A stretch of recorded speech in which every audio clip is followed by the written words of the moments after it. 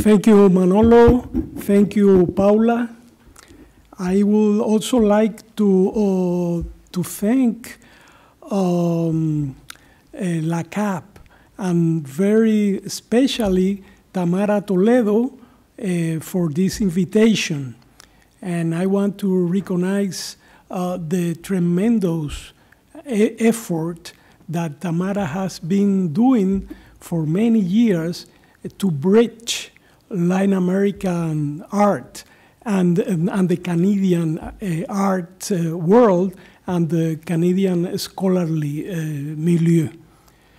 And I will also like to thank the Art Gallery of Ontario for this opportunity of being here with you to discuss the birth of the Havana Biennial. You know, at the moment, the 12th edition of the Bienal, I'm going to be more short, to say Bienal in Spanish, to refer to the Havana Biennial along my talk. So the 12th edition is now up, and I will refer to the three first ones as an utopian project that made a historic contribution to world art. I'm sorry to tell that I have no images. It has been said that we are living in the age of the image. So since I am old, I will go back to the age of the text. And we'll read some ideas just to be more precise and articulate. There is a certain amount of idealism in every biennial, even in every exhibition. Donna de Salvo has said that curators trade in ideals. This idealism comes from narratives of enlightenment and humanism that have been deeply built into art. In his report on the 1997 Bellagio conference, Michael Branson underlined the opposition between the realistic approach to curatorial issues of the curators who participated and the heroic, in some cases messianic ambitions of the biennials they were curating. Although we are now living in more cynical times, it is true that around every biennial hovers a fairy feeling that the event will contribute something positive to the spirit or even make this world better. Difficult task. On the other hand, the practical goals of biennials are frequently the result of optimism about the functional possibilities of culture, which sometimes prove to be a failed myth, in the short run at least. Is the fact that some 200 periodic contemporary art exhibitions, the so-called perennials, you know, this is a new term that has been coined to refer to big periodical international exhibitions, because not all of them are biennials. We have triennials, we have documenta every 5 years, etc. But we have around 200 of them in the whole world. But are they the consequence of the need for art or just the use of art? This is an open question. I'm going to discuss here what we could consider the ultimate utopian biennial, the Bienal de La Habana in its first editions. The Bienal was born in the utopian context of the Cuban Revolution out of the desire to transform international power relations in art circulation and legitimation. No less idealistic were the biennials' more down-to-earth political and ideological ends. It is amazing how misrecognized the historic role of the Biennial remains. The event, which recently celebrated its 25th anniversary, is now well known internationally and enjoys a certain sex appeal due to its location, but despite its large scale, it is mostly considered a minor, somewhat messy biennial. There is a scant knowledge about the groundbreaking role it played in transforming international art circulation towards the broadness it enjoys today, breaking away from the restrictive situation that prevailed in the mid-1980s, and also in changing mainstream hierarchies. Hopefully, the development of exhibition studies as a new scholarly discipline will eliminate the itinerary of silence, as Gayatri Spivak would say, that the biennial has suffered, probably because of its marginal situation and its being too revolutionary in several senses, among them the circumstance that it was happening in Cuba. Well, since I'm going to analyze the not well-known origins of the Havana Biennial, I will have to provide a factual account. But my approach will forcefully be a personal one too, as I will discuss the 3 initial editions in which I participated. I was a co-founder of the Biennial and resigned from its organizing team immediately after the 1989 edition. This decision was taken in part because of my disagreement with the way in which the event was envisaged and my concern for its future in the midst of post-Cold War stagnation and official conservatism in Cuba, and in the face of increasing censorship of critical Cuban artists. So, perhaps I am in an almost contradictory position to discuss the Biennale's initial editions. Added to that, I am very critical to the way in which the Biennale has developed up to the most recent edition. The creation of the Biennale was suggested by Fidel Castro himself, without his having a full idea of its implications. It was the last and most ambitious international cultural event focused on Latin America and the so-called Third World that was launched by Cuba, a country well known for organizing international conferences, symposia, and congresses of every kind and in all fields as a way of publicizing its political messianism and crafting a positive image of itself. Representation has always been a priority for the Cuban regime, and its practice has surpassed the country's scale and economic capacity.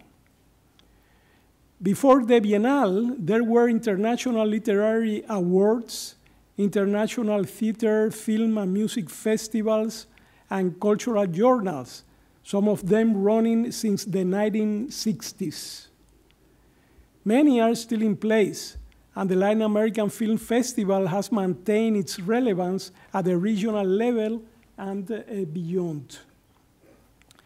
During the 1960s and early 70s, such institutions as Casa de las Americas and the Cuban Institute of Art and Film Industry exercised a top cultural and ideological influence in Latin America.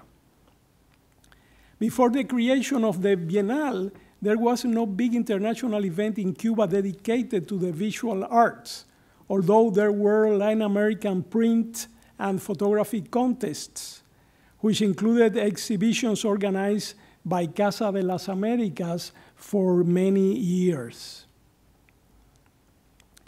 Cuban painter Wilfredo Lam's death in Paris in 1982 triggered the Biennale's foundation.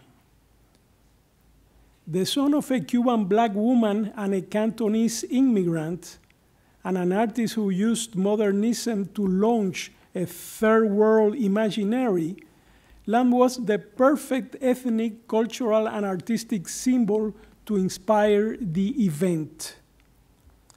The Cuban government rushed to appropriate his name when he passed away and launched a resolution creating the Centro de Arte Contemporáneo Wilfredo Lam in Havana, with the mission of researching and promoting art produced in the so-called Third World.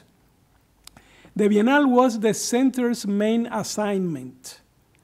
The first edition was organized very fast in 1984 by the Visual Arts Division of the Ministry of Culture under Beatriz Aulet's direction, simply because the Lam Center had only a legal existence at the time. It thus became the fourth consistent large international biennial, after those of Venice, São Paulo, and Sydney, and the sixth international periodic art event to be established, following in the footsteps of the aforementioned biennials, the Carnegie International and Documenta. The Biennale, like the other international cultural events in Cuba, was funded by the Cuban government, which in turn was subsidized by the USSR at the time. Being a socialist country with a state-run centralized economy, it was easier for Cuba to access government resources to organize such large events. The reason for the Cuban regime's intense expenditure in cultural activity has always been ideological, with a strong international side. We can consider this to be either utopianism or political expediency, or both. However, we would be restricting our view on this policy if we were merely to think that its only purposes were to promote socialist ideas, to fight against the isolation imposed on Cuba by the US, to showcase a positive image of the country, and to co-opt Cuban and Third World intellectuals. Since the revolution in 1959, Cuba has been an outpost for ideological struggles by virtue of its combination of geographic location and political messianism. The Cuban Revolution has always had an expansionist agenda and has been involved in revolutionary warfare and subversion throughout the world. Beyond obvious differences, the arts were approached in a similarly aggressive way. The Biennale took advantage of the facilities and networks that were established to implement the Cuban state's geopolitical goals, especially its immense web of embassies throughout the world, a network comparable in scale to that of larger powers and absolutely beyond what might be expected of the country given its size and resources. This network, with its diplomats, buildings, transportation, and communication facilities, and local connections in many countries, was instrumental for the biennial's organization. If, during certain periods, Cuba maintained considerable political autonomy, by the 1980s, it was fully within the Soviet bloc. However, Cuba was a strange member of the bloc, a Caribbean country with a very distinct culture, the most Spanish and simultaneously one of the most African Latin American countries, located only 90 miles from the United States, its clocks showing the same time as New York, with a long and consistent modernist tradition beginning in the early 20th century. The Cuban Revolution produced one of the toughest and most radical regimes, but since it happened in a Caribbean country famous for its music and nightlife, it was also, as Che Guevara proverbially put it, revolución con pachanga, revolution with a party.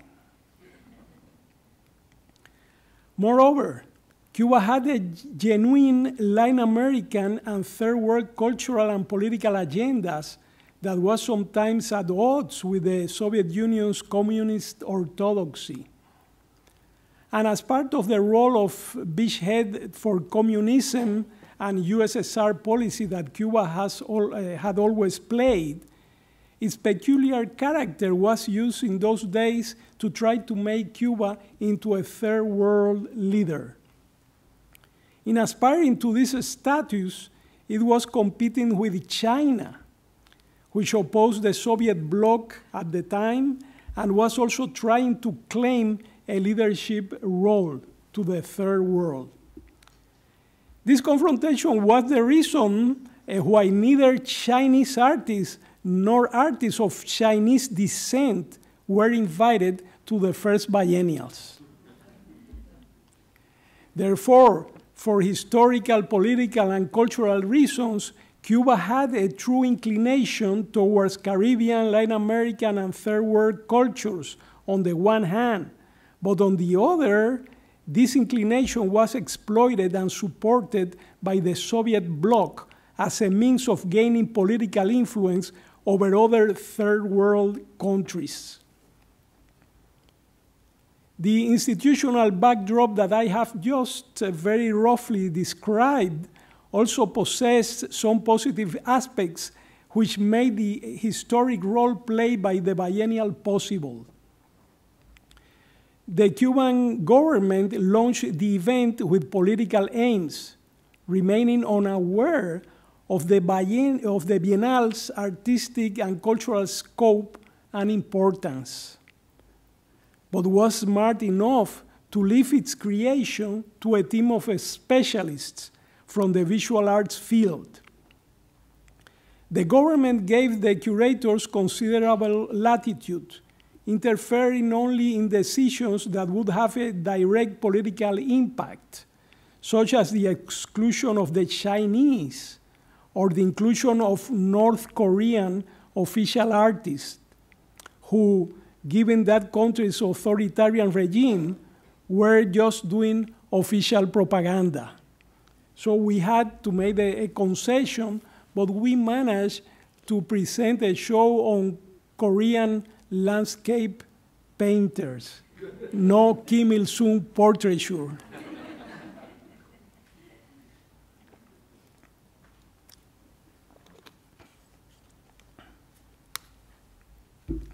Well, such a policy has been typical of the Cuban government since the revolution. It has generally allowed the arts a considerable degree of freedom, despite the fact that it has gone through numerous repressive episodes. It was also clear that in organizing an event dealing with such a vast range of countries and artists, it would not be possible to maintain a restrictive Marxist ideological frame.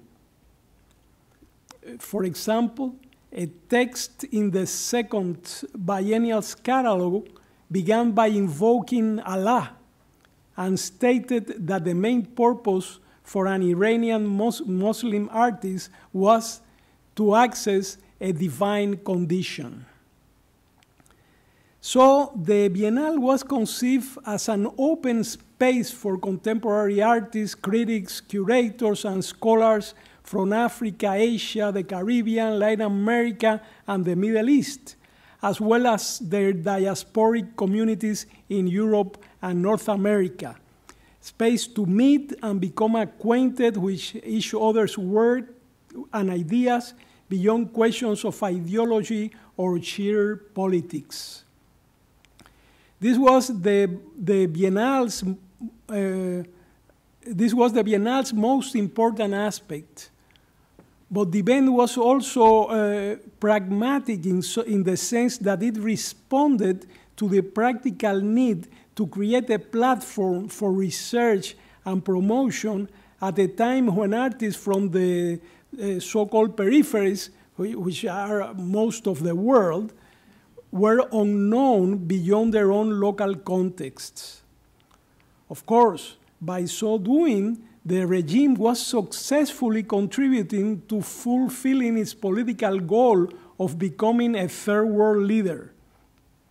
At the same time, however, the Biennale was satisfying a critical need for contemporary art outside the mainstream and was giving room to a sincere commitment by the Biennale's curators to work inspired by a vision that they considered of global importance.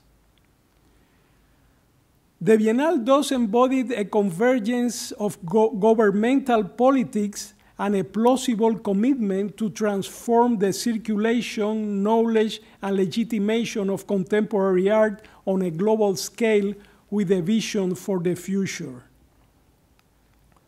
The Centro Wilfredo Lam reported to the Ministry of Culture, created in 1976. The Centro's director, and therefore the Biennial's director, was a Communist Party member trusted by the ministry. But she, Gillian Yanes, from the 1986 biennial up to the 2003 one, so Gillian, the curators, and other specialists had the chance to shape the Biennale conceptually and in practice with considerable freedom. Well, no, Gillian Yanes was actually from the second Biennale in 1986 to the sixth one in 1997. It is crucial to consider that the Biennale was born in the context of a radical cultural renovation being carried out in Cuba by a new generation of visual artists and critics that had emerged at the end of the 70s. The so-called New Cuban Art transformed forever the conservative, ideology-oriented official culture that had prevailed during the decade, pushing the Ministry of Culture to cultivate a more liberal policy.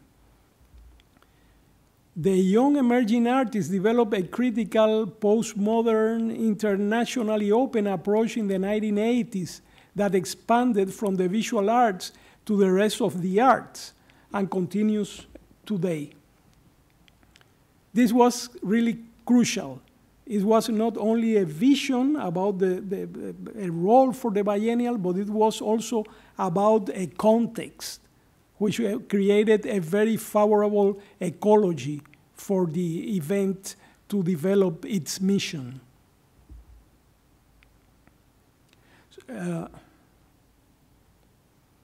So this liberal climate was crucial to shaping the Biennale's nature and providing it with an environment where an intense artistic and cultural spirit bloomed. At the same time, the event functioned as a platform for launching Cuba's new artists. Held in 1984, the first Biennale was huge, though restricted to Latin America for logistical and organizational reasons, and was launched as a sort of test and training experience for the organizers. The second edition, held in 1986, reached a full third world scope. It was the first global contemporary art show ever made. A mammoth, uneven, rather chaotic bunch of more than 50 exhibitions and events presenting 2,400 works by countries. 1986. The Biennale's variegated structure made it a true urban festival, a pachanga, a party that involved the whole city. More importantly, never before had artists, curators, critics, and scholars from so many places, Beirut, Brazzaville, Buenos Aires, Jakarta, and Kingston, to name a few, met horizontally. What made this Biennale historic was not its curating, but its curatorial perspective. If its curating suffered from the vastness and swiftness of the task and our lack of knowledge, preparation, and organization, the event's curatorial standpoint was nevertheless the result of a clear vision that anticipated the internationalization of contemporary art that we enjoy today. Thus, the Biennale's idealistic agenda hit its mark, triggering the foundation of other biennials in the peripheries, fostering what Rafal Niemoyevsky has called a new breed of biennials. Istanbul, Gwangju, Porto Alegre, and the like. Biennials that confronted the Venice paradigm and decentralized the organization of these events. The importance of this breakthrough at the time is more evident when we witness that even today, a deficit in south-to-south linkage and interaction persists as a post-colonial legacy. It is true that globalization has activated and pluralized cultural circulation, making it much more international. However, it has done so to a great extent by following the channels designed by the globalized economy, reproducing its power structures. By the mid-1980s, segregation was an essential part of the visual arts system. The periodic international art events already in place, from the Venice Biennale to Documenta, were far from being global endeavors. This was not only because the participating artists were mainly from Western backgrounds, since only 5% of the artists who had participated in them at the time were not from Western Europe or North America. This is a very impressive number. But also because this event's idea of art was restricted to the Western mainstream, and their organizers were not interested in exploring what was going on elsewhere. Thus, the Biennale created a new, truly international other space, while acting at the same time as a gigantic salon de réfugiés that involved most of the world.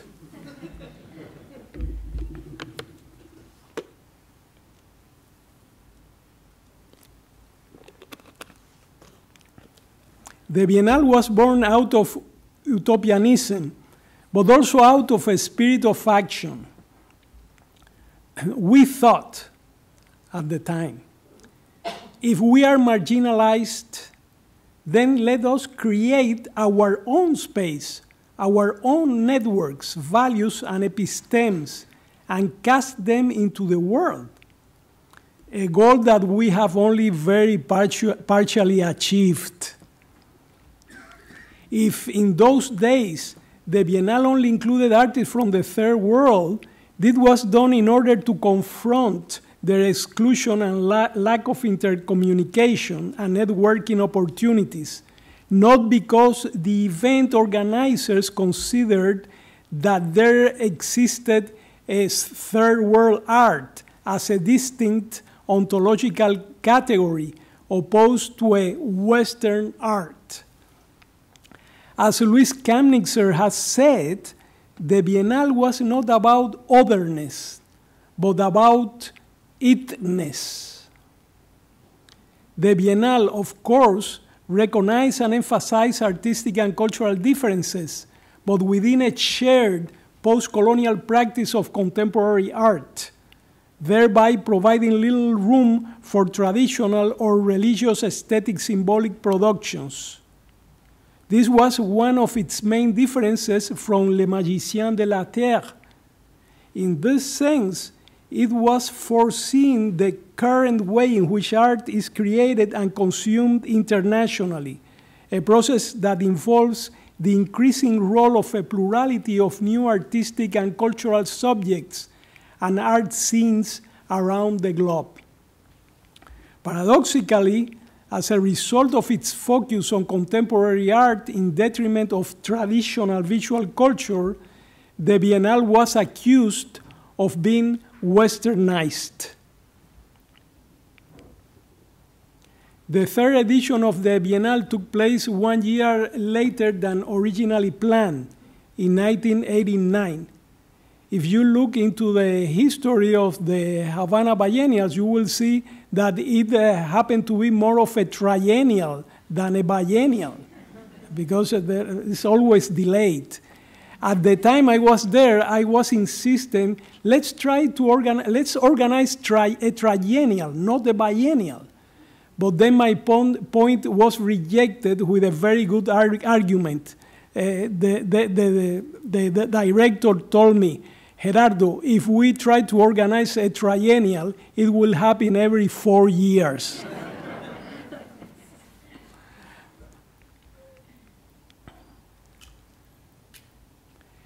Well, the third Biennale was brought under more control and narrowed down to a more reasonable, even if still very large scope. There were 300 artists from 41 countries. Its catalog credited the Biennale's general curating to Gillian Janes Godoy, Nelson Herrera Isla, and myself.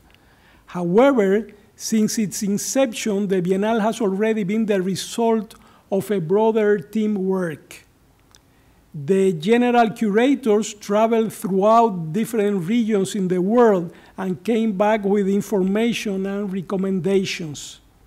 In my case, I visited 17 sub-Saharan countries during 1987 and 88, and several others in the Americas, in this case responding to invitations to lectures and other events.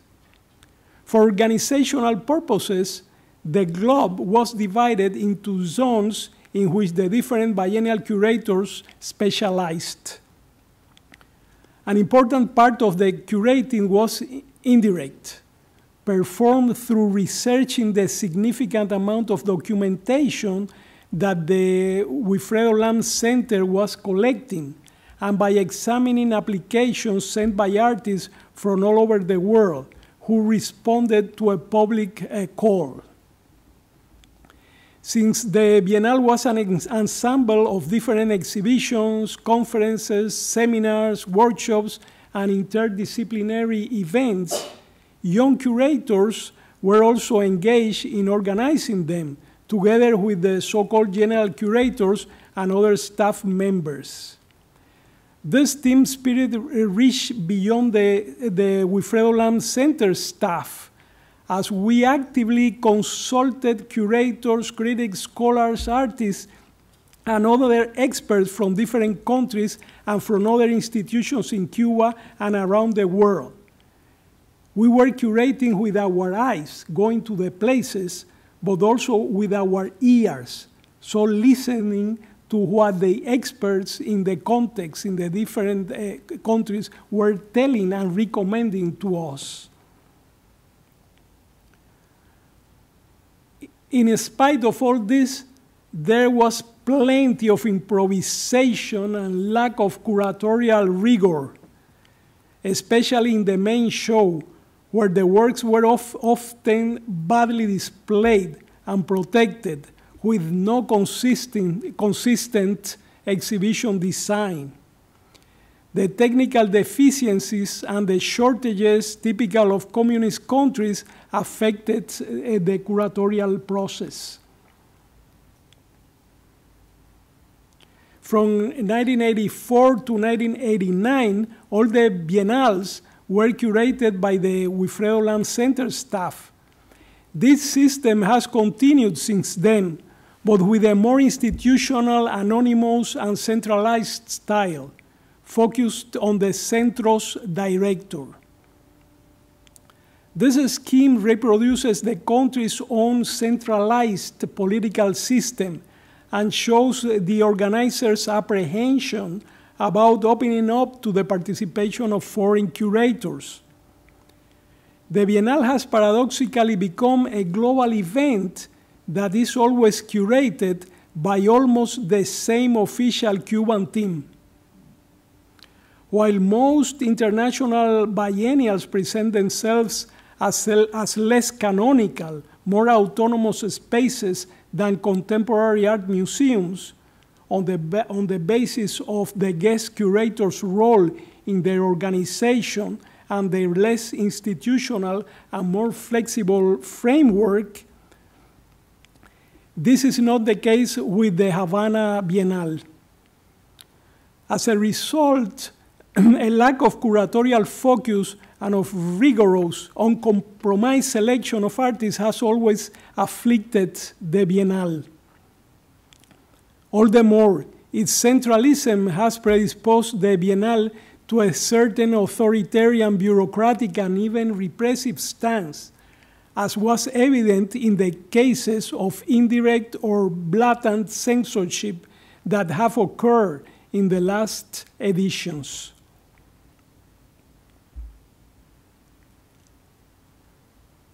The first biennials, I insist, were conceived as organisms consisting of a constellation of events. For instance, the third Biennial assembled a large main international exhibition, 11 thematic group shows, 10 individual exhibitions, 2 international conferences, and 8 international workshops. Apart from this central program, there was a constellation of exhibitions and artistic, cultural, and educational events organized by many museums, galleries, universities, house of cultures throughout the whole city. This model intended, ideally, to employ a more diverse approach at the general level, while keeping a specific thematic, artistic, and cultural focus in each particular event. It also proposed early on a move away from the 19th century fair-like biennial prototype, structured around national representations and the salon-style big show, whilst opposing the idea of the biennial as a big spectacle with direct market reverberations. However, the Biennial never got rid of the contradiction of keeping the large, customary blockbuster exhibition, regarded by many as the biennial, surrounded by smaller events or exhibitions that appeared as fringe ventures. The Biennial was idealistic in both international and local terms. The diversified, open, grid-like structure of the Biennial's first editions also looked for a broader social and educational impact and a deeper involvement with the city. Entrance to the Biennial was free, and the event was discussed in the media and in schools. There were outreach programs, but more importantly, the Biennial was everywhere in the city. Most local artists, even if not exhibiting at the Biennial, become involved with it in one way or another. A meaningful element of the Biennale's program in the early days was its bar. We were always concerned with providing an accessible space where participants coming from different continents, many of whom worked in isolation, would be able to meet one another informally and exchange ideas. This was not so easy in the Cuba of the mid-80s, before the country opened up to tourists, when the few bars, cafes, and restaurants that were open to the public were usually both terrible and packed. As a result, the two bars that the Biennial created at a couple of its main exhibition venues were even included in the second Biennial catalog's list of exhibitions and events, where they were referred to as meeting places. The bars were perhaps emblematic of one of the Biennale's main achievements, the foundation of a space for encounter and for the sharing of knowledge as part of the goal of creating a horizontal south-to-south platform very much based on personal contact between people from different art worlds. The 1989 Biennial made some crucial changes from previous editions. Awards and representation by countries were both eliminated. A general thematic approach was also introduced. The subject for the whole event was tradition and the contemporary condition in third world art and design. The third Biennial expanded the exhibitions and debates to include international design and architecture, in a move that was later reversed, unfortunately. Even if too general, the event's subject was a timely one for analyzing the predicaments of peripheral and post-colonial art at the time it was beginning to face globalization, a process toward which the Biennial had been contributing since 1986. We could say that given its philosophy and projection, the Biennale's theme in its third edition was the Biennial itself.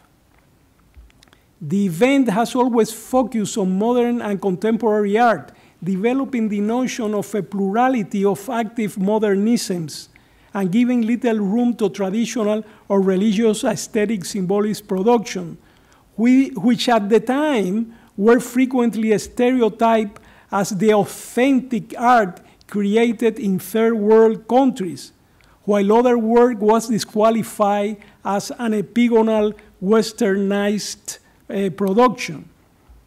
And that was one of the points that have been criticized to Le Magicien de la Terre, which is this idea, you know, of a certain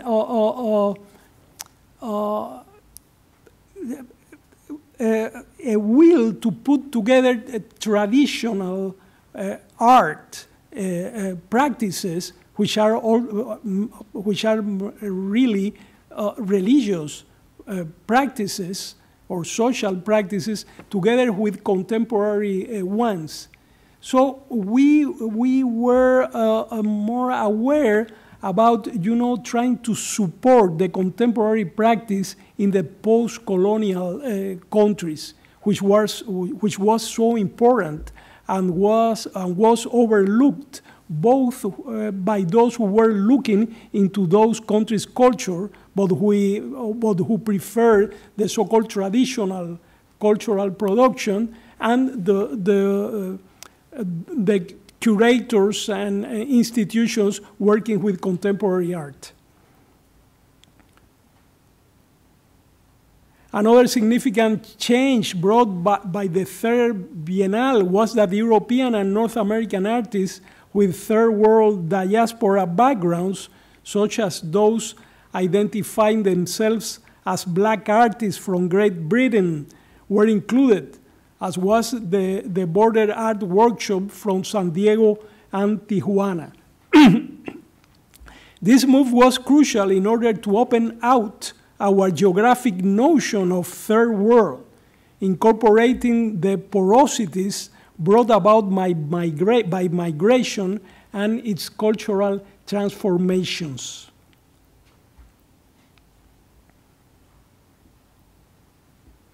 The Biennale's international vocation was evident in the fact that Cuban artists have always had a limited presence in it, never in bigger numbers than artists from any other country. So if we chose 15 artists from Brazil, we won't have 16 from Cuba. So that was a fixed rule. We managed to show at the Biennale the new artists who were transforming the cultural status quo in Cuba instead of the established, somewhat official ones. And it was difficult for us curating the Biennales at the time. The emerging Cuban artists caused a great impression on visiting curators who invited them later to exhibit abroad. Of course, this also occurred for artists from other countries, proving that the Biennale was working as a space where peripheral, generally ignored artists were valued by curators and critics from other peripheries and from the artistic centers. However, since central curators had money and solid and active institutions behind them, they were much more able to scout talent than their less provided for colleagues. This situation contaminated the Biennale, turning it increasingly into a showcase of third world art for European and North American curators, galleries, and collectors, following Cuba's own economic reconversion toward tourism. In 1989, however, the new Cuban artists were trespassing over the boundaries that the Cuban regime was prepared to tolerate. Their criticism of Cuban society and their deconstruction of the nation's official rhetoric had become too radical for an authoritarian military regime and was consequently suppressed. Even if the Biennale was a particularly tolerant space due to its international implications, in the third edition, Cuban artists with hard-hitting critical work, which meant most of them, were ghettoized in a group show called The Tradition of Humor, together with cartoonists, some of them official. This decision was imposed from the top as a way to divert and reduce the artist's social and political impact in the Biennale. It was a sign of the repressive backlash that was going on in Cuba, which a little later imposed drastic censorship on some shows, while liberal Ministry of Culture officials, such as Vice Minister Marcia Leiseca and Beatriz Aulet, were fired.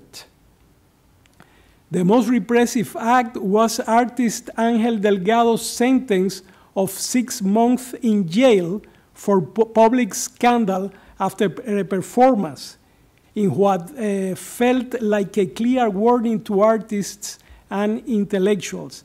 And by the way, Tania Bruguera right now is in danger also of receiving a jail sentence in Cuba because of her performances during the the current Havana Biennial. As a result, the new artists escaped en masse at the turn of the decade and settled abroad, and the intense, dynamic liberal climate that had prevailed in the 80s changed. Then, and I remember this very well, during the third Biennale's opening days, the Berlin Wall fell. After that, Cuba proved unable to reinvent itself in the new post-Cold War landscape and thus became a fossil. The regime survived and maintained its one-man power system by introducing minor changes to keep everything the same, instead of responding to new challenging times. Cuban art's golden age was over. Even if such a dramatic diaspora made Cuban cultural authorities readjust their policy to more permissive standards, the limits for radical artistic practice in Cuba became apparent. For me, it was contradictory to continue working for the Biennale after what happened, especially since, as an art critic, I had been an advocate for the new critical art. This was one of my reasons for resigning after the 1989 Biennale, together with an erosion of trust that I experienced as a result of other incidents. Also, even if I had always been a radical component of the Biennale's team, my transgressive spirit was escalating, becoming more at odds with the prevalent inclinations. In this sense, a main question for me was the following. If we were organizing a groundbreaking biennial, an event that was different and that aimed to open a new space and to challenge the mainstream, why do so by repeating prevailing structures? Why put new wine inside an old wineskin? Why not create something distinct for the needs of a complex constellation of artistic and cultural practices? The Biennale never did this. Although it made substantial efforts in this direction, the issue was never an overall priority for the Centro Wilfredo Lam. On the contrary, the Biennale evolved as a standard international art exhibition instead of seeking new methods and strategies that could experiment and promote actions to transform the market-oriented approach. The Biennale never went drastically enough beyond the big show model, and even its positively diversified structure has been abandoned in recent editions. Workshops, conferences, panels, publications, and outreach programs have been reduced or eliminated, and the broad interaction with the city lost. The last several editions comprised mostly Latin American artists, giving up the effort to create a thorough global approach. As if indicating a ghostly presence from the initial biennial's decentralized configuration and Havana City's involvement, the most interesting aspects of the last editions were the multiple alternative autonomous or semi-autonomous shows and events conceived and organized by artists and young curators in spaces ranging from galleries to private houses in order to take advantage of the occasions and the chance for visibility that the Biennale creates. These events have been too abundant and dispersed to be controlled and repressed, although incidents with the official authorities usually take place. This ghost biennial is usually more interesting, intense, and energetic than the official one.